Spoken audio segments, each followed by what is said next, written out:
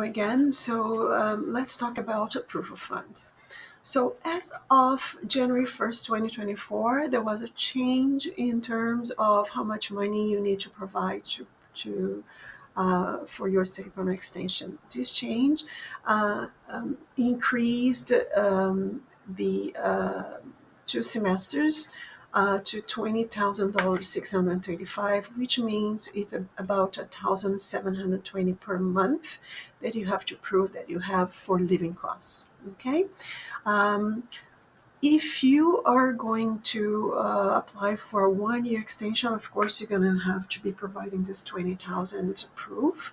Um, and then also 2 semesters of tuition. Of course, if you're not extending for an entire year, you're going to do how many months you're going to be studying more. Let's say it's 6 months, so you're going to multiply by 1,720 per month. And you're going to include also proof of payment for your tuition. That would be maybe 6 months, right? So one tuition payment, 1 semester. Now, remember, if you have a family, this amount climbs up a little bit more. So you would have to visit this website to know what the amount is for people who are married and have children. Okay, because this amount is only for single students. Now, proof of funds, you can provide different documentation.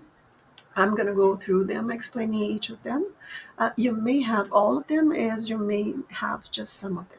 Okay, so the first one is bank statements for the past 4 months. So that will be your bank statements. A bank draft and convertible currency. So if you have a bank draft, that's what you would show. If you're working, a letter of your employer that hired you for the job. Also, your pay stubs. I would provide pay stubs for the past 4 months as well. If you have assets, right, or a business here in Canada or elsewhere in your country, you can provide a proof that you have those. As I mentioned, proof of payment of tuition and accommodation fees. So for current and or future semesters, previous semesters are not required. If you have done your taxes here in Canada, you can provide tax reports and declarations or statements that you have done in Canada. If you have a loan being in your country or here in Canada, you can also provide proof of your student or education loan. If you have someone, a sponsor, maybe your father or your mother or maybe someone, uncle, is paying for your studies, this person would have to provide a letter to you stating that they are paying for your studies, and also provide proof that they have the funds to support you. Okay. Proof of funding paid from within Canada if you have a scholarship. So if you have scholarships, you would include those. Or also maybe you are in a program that is funded here in Canada, you also would include.